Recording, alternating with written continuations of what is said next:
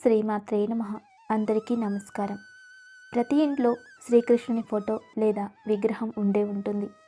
అయితే అలా ఉన్నప్పుడు ఏం జరుగుతుంది అనేటటువంటి విషయాలను ఇప్పుడు మనం తెలుసుకుందాం.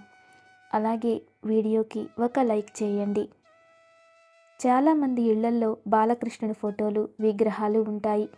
వేణువు వాయిస్తున్నటువంటి ఫోటోలు, గోపికలతో ఆడుతున్న ఫోటోలు, రాధాకృష్ణుల ఫోటోలు, పాముపై నాట్యం చేస్తున్న ఫోటోలు లేదా విగ్రహాలు ఉంటాయి. అయితే శ్రీకృష్ణుని ఫోటోలు లేదా విగ్రహాలు ఇంట్లో ఉంటే వాటిని ఏ విధంగా చూసుకోవాలి అనేటటువంటి విషయం చాలామందికి తెలియదు. చాలామంది ఇంటి అందం కోసం లేదా గిఫ్ట్గా వచ్చిందనో శ్రీకృష్ణుని ఫోటోలు లేదా విగ్రహాలను ఇంట్లో అలంకరిస్తూ ఉంటారు. అయితే వాస్తు ప్రకారం ఇంట్లో శ్రీకృష్ణునికి సంబంధించిన ఫోటోలు కానీ విగ్రహాలు కానీ ఏ దిక్కున ఉండాలో, ఈ విగ్రహాలు ఏ రూపంలో ఉంటే మంచి జరుగుతుంది అనేటటువంటి విషయాలను ఇప్పుడు మనం తెలుసుకుందాం. శాస్త్రాల ప్రకారం శ్రీకృష్ణుని ప్రేమకు స్వరూపంగా పేర్కొంటారు. తనను ఆరాధించే వారి పట్ల ఉదారంగా వ్యవహరించే గొప్ప మనసున్న దేవుడు. ఇతర దేవతల విగ్రహాల కంటే శ్రీకృష్ణుని విగ్రహం ఇంట్లో కొంచెం భిన్నంగానే ఉంచాలి. విగ్రహంతో పాటుగా భగవంతుడికి ఇష్టమైన వస్తువులను కూడా దాంతోపాటు పూజా మందిరంలో ఉంచాలి. ఇలా చేసినట్లయితే నారాయణుని యొక్క అనుగ్రహం తప్పక ప్రాప్తిస్తుంది. పూజ గదిలో, ఇంటి ప్రధాన ద్వారం దగ్గర, డైనింగ్ హాల్లో, టీవీ హాల్లో, కిచెన్లో ఇలా మనకి నచ్చిన చోట్ల దేవుడి ఫోటోలను పెట్టుకుంటూ ఉంటాం. దాదాపు అందరి ఇళ్లల్లోనూ చిత్రపటాలను పూజిస్తారు. ఇంట్లో శ్రీకృష్ణుని ఫోటో ఖచ్చితంగా ఉండాలని పండితులు తెలియజేస్తున్నారు. విష్ణు అవతారమైన శ్రీకృష్ణుని పూజించడం వలన మనకు ఏ సమస్య రాదు, జీవితంలో ప్రేమ కనిపిస్తుందని చెబుతారు. ఇంట్లో శ్రీకృష్ణుని విగ్రహం లేదా ఫోటో ఉంటే చాలా ప్రయోజనాలు ఉంటాయని చాలా పురాణాల్లో అలాగే గ్రంథాల్లో చెప్పబడింది. వాస్తు శాస్త్రంలో కూడా శ్రీకృష్ణుని ఫోటోలు ఇంట్లో వాస్తు దోషాలని తొలగిస్తాయని చెబుతారు. కృష్ణుడి ఫోటోలు పెట్టడం వలన ఎలాంటి లాభాలు ఉంటాయో ఇప్పుడు మనం తెలుసుకుందాం. శ్రీకృష్ణుని ఫోటోలు మీరు ఈశాన్యం వైపు ఉంచడం చాలా మంచిది. ఇలా పెట్టడం వలన ఇంట్లో ప్రేమ పెరుగుతుంది, బంధం పటిష్టమవుతుంది, నమ్మకం, దివ్యతత్వం కలుగుతాయి. ఇంట్లో 12 సంవత్సరాల కన్నా తక్కువ వయసు ఉన్న పిల్లలుంటే ఇంట్లో తప్పకుండా మాధవుడి ఫోటో ఉంచడం చాలా మంచిది. తూర్పు వైపు శ్రీకృష్ణుని ఫోటో ఉంచడం వలన ఇంట్లో సంపద కలుగుతుంది. కృష్ణుని చక్కని చిత్రాలు పెడితే ఇంట్లో దివ్యశక్తి తెలుస్తుంది. అదేవిధంగా శ్రీకృష్ణుడు గోవర్ధనగిరిని ఎత్తిన చిత్రాన్ని దక్షిణ దిశలో పెట్టడం వలన మీకున్న సమస్యలు దూరం అవుతాయి. ఇలా చేయడం వలన ప్రమాదాలు, విపత్తుల నుండి తొలగుతారు. శ్రీకృష్ణుని చిత్రపటాలు ఇంట్లో పెట్టడం వలన దుష్ట శక్తులు నశిస్తాయి. మీ ఇంట్లో శ్రీకృష్ణుడు వేణువు పట్టుకొని ఉన్న ఫోటోలను పెట్టడం వలన చాలా మంచి శుభ ఫలితం కలుగుతుంది. ఇంట్లో శ్రీకృష్ణుడు వేణువు పట్టుకొని ఉన్న ఫోటో ఉంటే మీ ఇంటి వాతావరణమే మారిపోతుంది. ఇది ఇంట్లో సానుకూల శక్తిని సృష్టించడానికి సహాయపడుతుంది, దుఃఖాన్ని తొలగిస్తుంది, ఇంట్లో ఎప్పుడూ ఆనందంగా ఉండేలా చేస్తుంది. మీరు ఫోటోకు బదులుగా ఇంట్లో వేణువును కూడా ఉంచుకోవచ్చు. సుదర్శన చక్రాన్ని పట్టుకున్న శ్రీకృష్ణుడి ఫోటోను ఉంచడం వలన ఇంట్లో సానుకూల శక్తి పెరుగుతుంది, నెగిటివ్ ఎనర్జీని నాశనం చేస్తుంది, రాహు ప్రభావం తగ్గి దుష్పరిణామాలు తగ్గి ఇల్లు ప్రశాంతంగా ఉంటుంది. భార్యాభర్తలు చక్కగా ఉండాలంటే, వారి బంధం 10 కాలాల పాటు చల్లగా ఉండాలన్న సులభమైన వాస్తు చిట్కాను సూచిస్తున్నారు. మీకు వివాహమై మీ జీవితంలో ప్రేమ రసాన్ని కలపాలంటే మీ ఇంట్లో రాధాకృష్ణుల చిత్రపటం పెట్టుకోవాలని వాస్తు నిపుణులు తెలియజేస్తున్నారు. రాధాకృష్ణుల చిత్రపటం వాస్తు శాస్త్రంలో ఎంతో పవిత్రమైనదిగా పరిగణిస్తారు. అలాగే ప్రేమకు చిహ్నంగా కూడా భావిస్తారు. రాధాకృష్ణుల చిత్రపటం ఉంటే ఆ ఇంట్లో అనేక రకాల వాస్తు దోషాలు తొలగిపోతాయి. సంతానం వలన ఆనందాన్ని కోరుకుంటే పడక గదిలో శ్రీకృష్ణుడి బొమ్మను ఉంచడం చాలా మంచిది. దానిని తూర్పు, పడమర గోడలపై ఉంచవచ్చు. అయితే మీ పాదాల వైపు ఉండకుండా జాగ్రత్త పడాలి. అలాగే రాధాకృష్ణుల చిత్రపటం పెట్టేందుకు కూడా నిబంధనలున్నాయి. వాస్తుశాస్త్రం ప్రకారం రాధాకృష్ణ పెయింటింగ్స్ లేదా చిత్రాలను లివింగ్ రూమ్ లేదా పడక గదిలో ఉంచవచ్చు. గదిలో ఈశాన్య దిశ వైపు దేవతా చిత్రాలను ఉంచడం ఉత్తమంగా చెబుతారు. అయితే రాధాకృష్ణ ఫోటోలు గదిలో నైరుతి దిక్కున ఉంచినట్లయితే భార్యాభర్తల మధ్య నమ్మకం, నిజాయితీ పెరుగుతుందని శాస్త్రం చెబుతుంది. అలాగే రాధాకృష్ణ విగ్రహం అయితే హాల్లోకి రాగానే ఎదురుగా కనబడేటట్లు ఉంచుకోవాలని వాస్తు పండితులు తెలియజేస్తున్నారు. తల్లి పిల్లల మధ్య మంచి ప్రేమానుబంధాలు ఉండాలంటే యశోద శ్రీకృష్ణుని ఫోటో ఇంటిలో ఉంచుకోవాలి. చాలామంది కృష్ణుడి ఫోటో లేదా విగ్రహం కొనేటప్పుడు కొన్ని విషయాలను అస్సలు పట్టించుకోరు. కృష్ణుని చిత్రపటం లేదా విగ్రహం కొనేటప్పుడు అందులో నెమలి పెంచం, గోవు పిల్లలు, గోవు ఉన్నాయో లేవో జాగ్రత్తగా చూసుకోవాలి. అలాగే మీరు ఏ గదిలో కృష్ణుడి విగ్రహం పెట్టినా ఆ విగ్రహం దగ్గర వెన్నను కృష్ణుడికి నైవేద్యంగా తప్పనిసరిగా పెట్టాలి.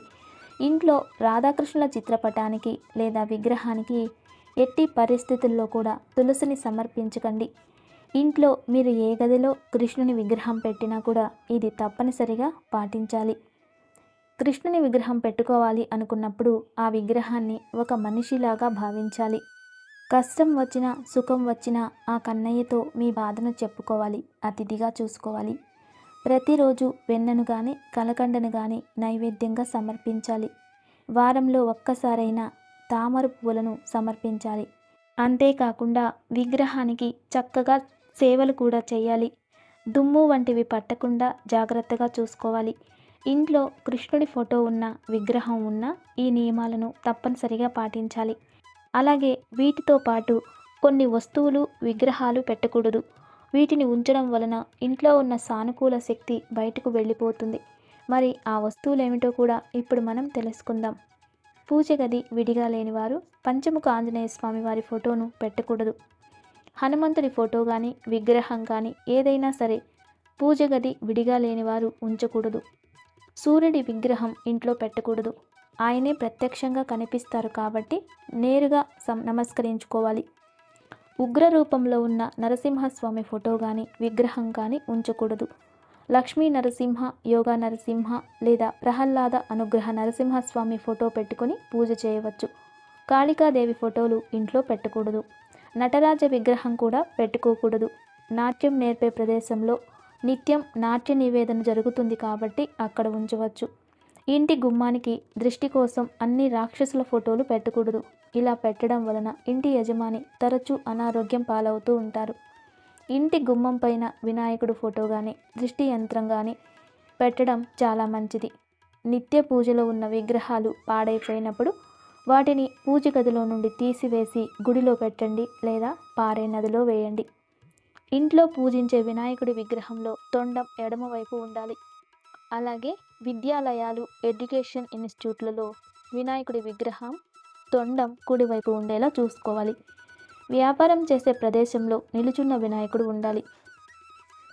అలాగే ఇంట్లో ఎక్కడా కూడా లక్ష్మీదేవి ఫోటో నిలుచున్నట్లుగా ఉండకూడదు. లక్ష్మీదేవి పచ్చరంగు చీరతో అటు ఇటు ఏనుగులు ఉన్న ఫోటోకి గృహస్థులు పూజించడం చాలా మంచిది. పూజ తర్వాత దేవుడి దగ్గర పెట్టిన నైవేద్యం పూజ అయ్యాక వెంటనే తీసేసి ప్రసాదంగా స్వీకరించాలి. మీరు చేసిన పూజకు దేవుని అనుగ్రహం ప్రసాద రూపంలో మీరు స్వీకరించాలి. పూజ గదిలో ఎంత ఖరీదైన విగ్రహాలు ఉంచినా పూజ గదిలో గోడకి పసుపు రాసి, వైష్ణవులైతే నామకొమ్ముతో, తిరుమల శైలైతే అడ్డనామాలు, శక్తియులైతే పసుపు రాసి మధ్యలో గౌరీ తిలకం బొట్టుగా పెట్టాలి. ఆకుతో కానీ తమలపాకుతో కానీ గోడకు పసుపు రాసి నామాలు పెడతారు. మీరు ఎంత ఖరీదైన పూజా వస్తువులు ఉంచినా గోడకు ఇలా నామాలు పెట్టి పూజించడం వలన మంచి శుభ ఫలితాలు ప్రాప్తిస్తాయి. చాలా కుటుంబాలు ఈ సాంప్రదాయాన్ని ఇప్పటికీ అనుసరిస్తూ ఉన్నారు. అయితే అప్పుల బాధలు తీరాలి అంటే కొబ్బరి నూనెతో ప్రతిరోజు ఇంట్లో దీపారాధన చేయాలి. ఇంట్లో గొడవలు తగ్గాలి అనుకుంటే ఆముదంతో దీపారాధన చేయాలి. నిత్యం లక్ష్మీ కటాక్షం కోసం ఆవు నేతితో దీపం పెట్టాలి. శత్రుపీడలు, ఆస్తి వివాదాలు, ఇంట్లో వారి అనారోగ్యం తొలగుటకు తెలుపు నువ్వుల నూనెతో దీపారాధన చేయడం శుభ ఫలితాన్నిస్తుంది. మనం చేసే పూజలో పచ్చి పాలను నైవేద్యంగా పెట్టకూడదు. ఒకరు మెడలో వేసుకున్న రుద్రాక్షలు ఇంకొకరు ధరించకూడదు. దేవుడి దగ్గరకు, పెద్దవాళ్ల దగ్గరకు, పిల్లలు ఉన్న ఇంటికి వట్టి చేతులతో వెళ్ళకూడదు. మీ ఇంట్లో అతిథి ఉన్నప్పుడు వారికి పెట్టకుండా ముందు మీరు తినకూడదు. మొదటిసారి ఎవరైనా ఇంటికి భోజనానికి వచ్చినప్పుడు వారు ఒక్కసారి వడ్డించిన ఆహారంతో లేవకూడదు. రెండవసారి కాస్తైనా సరే వడ్డించుకోవాలి. అలా ఒక్కసారి లేస్తే ఆతిథ్యం ఇచ్చిన ఫలితం దక్కదు. ఇంట్లో తరచుగా సాంబ్రాణి ధూపం వేస్తూ ఉండాలి.